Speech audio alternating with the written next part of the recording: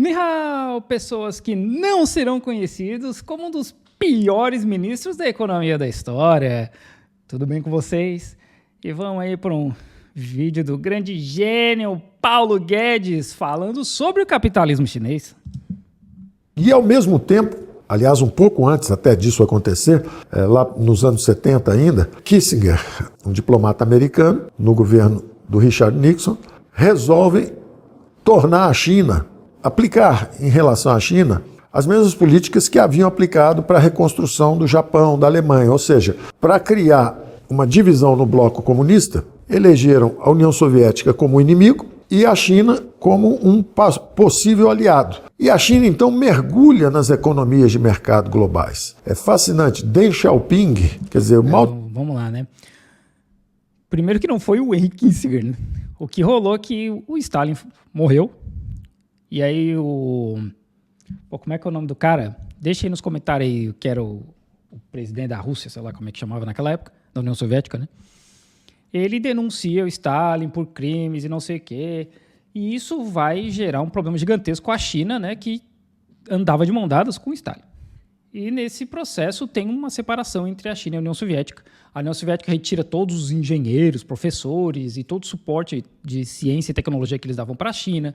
A China cria barreiras gigantescas militares e um plano para mover toda a indústria pesada para o centro do país, caso houvesse uma invasão da União Soviética. Então, foi um troço pesado, assim. E o Kissinger viu isso, e o inimigo do meu inimigo é meu amigo. E esse foi o processo. Mao Tse-tung, na verdade, foi um grande líder, é muito celebrado, mas a verdade é que a China continuou um país na miséria. Até que Deng Xiaoping, como primeiro-ministro, depois da queda de Mao Tse-tung, morte de Mao Tse-tung... A queda, o cara caiu e morreu. Vamos lá, né? Vamos um pouquinho de aula de história aí, porque o Paulo Guedes ele não tem interesse em explicar o contexto. Até 1838, quando começa a Primeira Guerra do Ópio, a China era responsável por cerca de 30% do PIB mundial, entre 25% e 30%. Isso era muita coisa. Então a China já era o país mais rico do mundo. Vem as guerras do ópio, vem uma guerra francesa, várias revoltas internas, revolução dos Boxers, guerra sino-japonesa, a queda da dinastia Qin, que se torna a Revolução Xinhai, e viram a República, guerra civil, invasão japonesa de novo. Então, nesse processo todo, a China virou um fazendão, que era o que os colonizadores queriam, porque a China foi colonizada por vários países, incluindo os Estados Unidos. A Guerra do Ópio foi provocada pelo Império Britânico.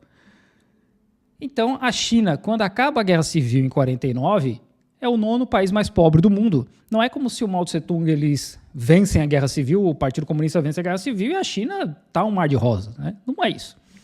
Durante o tempo do Mao Tse-tung, que é quando eles têm os registros ali do PIB, de 61 a 77, Mao morre em 76, mas de 61 a 77 o PIB chinês crescia 7% em média.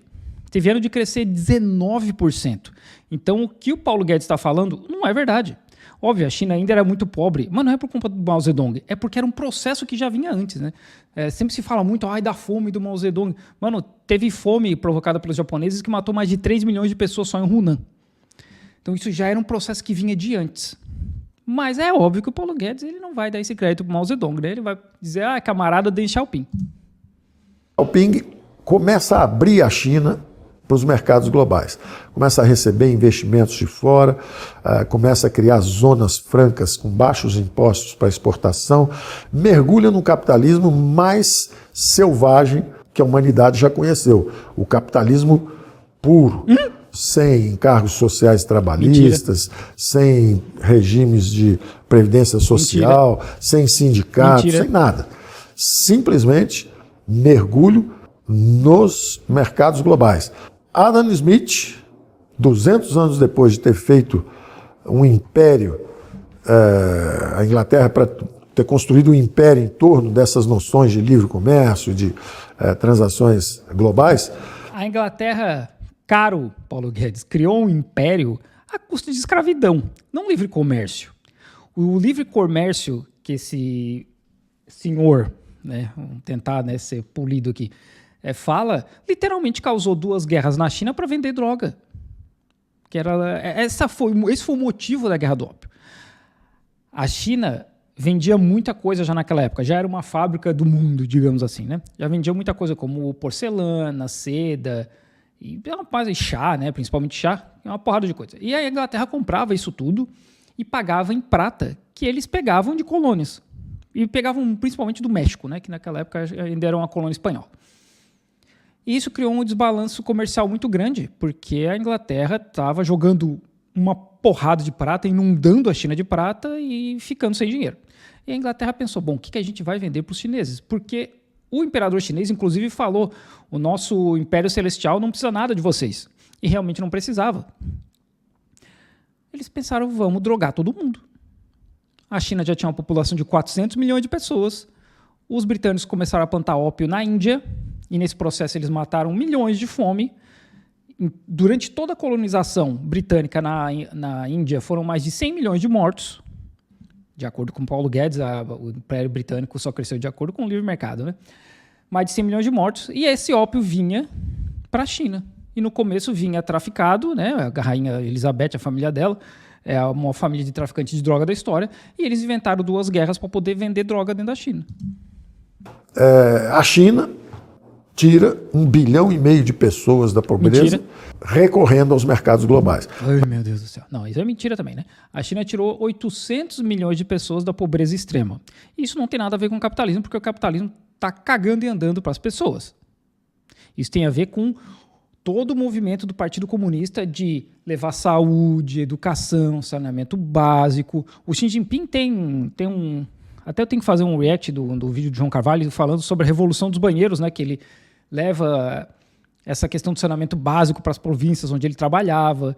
Foi por conta disso, do aliviamento da pobreza causada pelo Partido Comunista. Não porque a China é, em teoria, capitalista. Na verdade, 700 milhões de chineses saem do interior, onde tinham uma vida simples, que o próprio Lenin dizia que era uma vida bastante pobre culturalmente. Ele usou até a expressão idiota, a vida idiota de um camponês. Não sei se ele falou isso. Que ficava no campo só plantando arroz. Lenin falou isso? Deixem nos comentários aí se ele falou isso. Completamente sem perspectiva, e eles saem dessa vida e vão para os grandes centros urbanos, na verdade, na costa sul da China, onde são feitas as grandes plataformas de exportação. E começa, então, uma segunda grande fase da globalização. Vejam, a primeira fase é quando vem a reconstrução da Alemanha, vem a reconstrução da Itália, vem a reconstrução também da França, da Inglaterra, todos aliados e inimigos durante a Segunda Guerra Mundial. Logo depois vem o braço estendido à China, e a China também começa a entrar nos mercados globais e começa a crescer. A China começa a crescer e a União Soviética entra em colapso. Fica muito claro que o modelo de planejamento central, o modelo comunista de planejamento central e autonomia econômica era um modelo equivocado. Não, fica muito claro que a China tem um sistema ideológico de direcionamento das pessoas, de ensinamento de comunismo, etc., muito mais reforçado do que tinha a União Soviética, né? Porque foi o que aconteceu em grande parte, né? Tirando, claro, a questão da Guerra Fria, todo o esforço dos Estados Unidos de acabar com a União Soviética, que também acontece com a China até hoje. A China foi embargada desde o começo, tem mais isso ainda, né? A China, logo depois que o Partido Comunista vence, toma embargo até não poder mais. Isso só vai acabar depois, né, com o Kissinger ali nos anos 70. Então, a China nunca se perdeu nesse processo. A União Soviética se perdeu. Que continuou levando simples, né? A Rússia para a miséria, a União Soviética para a miséria, mantinha também a China na miséria. Então, a China mantém seu regime político fechado, mas mergulha em Adam Smith, mercados globais. E começa a sair da miséria, junto com a Índia. E aí começa... a Índia saiu da miséria por causa disso, né? Não, a Índia saiu da miséria porque em 1947 acaba a colonização. Houve um movimento de descolonização muito grande aqui na Ásia, porque França estava na merda, o Império Britânico estava na merda, todo mundo perdeu muita coisa depois da Segunda Guerra Mundial. Eles simplesmente não tinham mais dinheiro para bancar as colônias, porque essas colônias sempre lutaram contra os colonizadores. E a Índia hoje é a 4ª ou 5ª maior economia do mundo, que já passou a Inglaterra, né? E a Indonésia está vindo aí, o Vietnã está vindo aí, é o século da Ásia.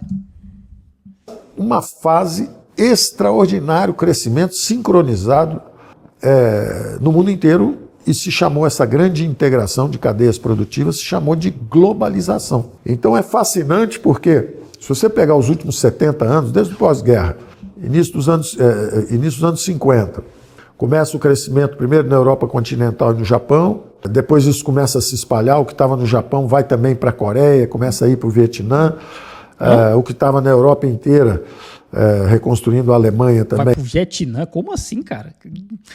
Os Estados Unidos, eles metem muito dinheiro na Coreia do Sul, mais para frente, né? Porque no começo a Coreia do Norte ela era muito mais avançada economicamente do que a Coreia do Sul. E no Japão e em Taiwan para combater a expansão do comunismo. Porque eles achavam, e os Estados Unidos inclusive tentaram fazer com a China o que eles fizeram com as Coreias e com o Vietnã. Dividir a China no meio. Se eu não me engano, era para dividir no Rio Yangtze. Eu não me recordo exatamente onde é que era a linha de divisão, que o Sul era para ficar com a Kuomintang e o Norte com o Partido Comunista, porque o Partido Comunista vinha de lá, né? Depois da Longa Marcha, eles se organizam lá em Shanxi, pegam todo o armamento da Manchúria que os japoneses deixaram para trás, porque os soviéticos acabaram com a Segunda Guerra Mundial lá, e começam a descer. Nem o Chiang Kai-shek, nem o Mao Zedong aceitaram. Os Estados Unidos queriam fazer isso. Então eles investem muito dinheiro e mantém vários fascistas vivos no Japão, inclusive o avô do Shinzo Abe, que eram criminosos de guerra, tipo os AAA, sabe, os mais top criminosos de guerra. Os Estados Unidos salva essa galera daqui da China, porque a China queria matar todo mundo, com razão. Bota esses caras no poder no Japão para segurar a onda do comunismo, que não deu certo. A gente está vendo aí o Vietnã, a China. Deu certo no Japão e na Coreia do Sul. Em Taiwan. Começa a entrar na China também, a China entrar no sistema global. No final fica só a União Soviética, e aí, com a queda do Muro de Berlim, a implosão, o colapso do Império Soviético, a União Soviética se dissolve, e a própria Rússia reduz os impostos, começa privatizações, começa a tentar ir também na direção, inclusive... A Rússia não tinha outra opção, né? E assim, quando acaba a União Soviética, a Rússia vai para o buraco. IDH, índice de alfabetização, expectativa de vida, vai tudo para o buraco, tudo. Experimenta o regime democrático, defeituoso, institucionalmente ainda mal adaptado, mas ela tenta também ir para a democracia e mercados. Esse termo dele parece que o morto era um pouco maior, né? E aí alguns historiadores, como o Fukuyama, por exemplo, começam a dizer, agora? É o fim da história. A humanidade agora vai falar de democracia. Minha Nossa Senhora. Quanto tempo é disso aqui? 3 minutinhos, vamos embora. Finalmente encontrou o modelo ideal. Democracia e mercados. Democracia e mercados. Estava errado 4 bilhões de pessoas saindo da miséria, os eurasianos, né? Na Índia, na China, no Vietnã, na Coreia do Sul, todo mundo saindo, todo mundo melhorando. Por que eles saíram da pobreza? Acabou a colonização. Não é o capitalismo per si. É que simplesmente na China tem 1,4 bilhão de pessoas, na Índia hoje tem mais 1,4 bilhão de pessoas, o Vietnã tem 100 e poucos, a Coreia do Sul nem sei quanto tem, o Japão tem uns 100 e não sei quantos. Quer dizer, o Japão era o colonizador, né? Mas a boa parte da Ásia acabou. Tipo, Mianmar, Vietnã, Tailândia, Laos, Camboja, Indonésia. A Indonésia tem também muita gente, eu não me recordo agora, mas é coisa de centenas de milhões também. E aí Paquistão, Bangladesh, Índia, toda a parte ali de Afeganistão, sabe? Tudo isso. Acabou a colonização. Acabou. Não tem mais ninguém sugando. A riqueza fica lá dentro do país. O mundo inteiro crescendo. Nunca tanta gente saiu da miséria. Por que será, né? Em tão pouco tempo. Por que será? Foi o grande despertar da humanidade. Ufa, né? E parecia que era o fim da história. Não havia mais o que fazer. Era esse o modelo. Democracia e mercados, vamos continuar crescendo, está tudo certo. O que acontece é que enquanto o lado de lá do mundo, o Oriente, estava realmente aproveitando as coisas boas da economia de mercado, recebendo investimentos, inovações tecnológicas, adaptando as tecnologias que existiam no Ocidente aos seus próprios produtos. Enquanto isso estava acontecendo, o Ocidente sofreu o impacto dessa competição. Então, existe um teorema, Stolper-Samuelson, que explica uma boa parte dessa dinâmica que aconteceu nos últimos 70 anos, que é o teorema da equalização dos preços dos fatores de produção. O que é isso, na verdade? Normalmente, quando tem um lugar rico e tem um lugar pobre, o que acontece é que quem está no lugar pobre faz uma migração para o lugar mais rico. A gente vê isso até hoje. Gente fugindo do norte da África, atravessando o Mediterrâneo para chegar no sul da França, no sul da Itália, na Grécia. Por que a França, Itália, na Grécia nem tanto, né? Mas por que a Europa é rica e por que o norte da África é pobre? Por que será, né? Talvez seja por conta de colonização, que rola até hoje, principalmente por conta da França, em questão de economia?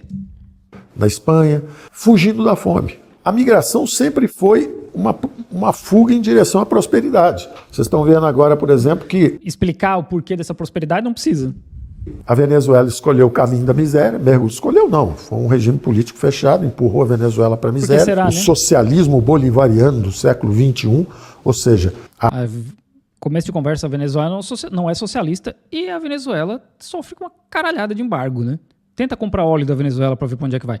Os Estados Unidos, que autorizaram empresas no grande livre mercado, né, do Paulo Guedes, o governo dos Estados Unidos autorizou a Chevron a comprar óleo da Venezuela. Porque, assim, também a Venezuela não pode vender para quem eles quiserem. Tem mais isso. A reedição de planos equivocados econômicos que condenam o povo, conduzem o povo à miséria. Pensa assim, ó, a Venezuela tem as maiores reservas de petróleo do mundo. Por que a Venezuela não é Abu Dhabi, não é Dubai, Catar? E não é porque é o socialismo bolivariano. É porque simplesmente eles não podem negociar o petróleo que eles têm. E essa é a maior desgraceira da cabeça dos Estados Unidos. Um país que tinha a renda per capita mais alta da América Latina há 10, 20 anos atrás, 30 anos atrás, rico em petróleo. As jazidas de petróleo são tão ricas quanto a dos árabes. E o povo levado à miséria, 4, 5, 6 milhões de venezuelanos fugindo da Venezuela em direção à prosperidade, a outro lugar, né? Os mais pobres atravessam a pé para o Brasil, para Roraima. Os que têm mais recursos vão para Miami, vão para Chile, vão para Colômbia, para países de língua espanhola, onde se fala bem o espanhol também, né? Chile, Colômbia, Equador. E alguns vão para Miami, onde já há também uma concentração grande de imigrantes. Santa Catarina do Norte.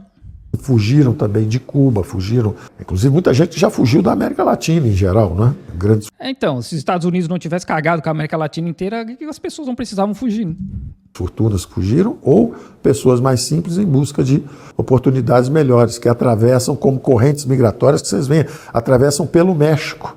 Alguns atravessam pelo México para entrar nos Estados Unidos também. Então, esses movimentos de migrações sempre aconteceram, mas como é que vai 1,5 bilhão de chineses migrar? Como é que 1,5 bilhão de chineses podem migrar em direção ao Ocidente? Não pode. Não pode, não vai, né? Ainda bem. Bom, vamos parar por aqui. Se esse vídeo der bom, eu volto aqui para o mundo mágico do Paulo Guedes, porque assim, mano, é um nível de ridículo que é um absurdo. Se um cara desse vai conversar com alguém tipo, como o Elias, que é gente que estuda, por exemplo, eu mesmo consigo apontar nesse discurso dele todas as falhas que ele está falando ali. E olha que eu sou só um montador de máquina de lavar roupa, eu trabalho numa fábrica na China. Agora imagina um cara que é realmente preparado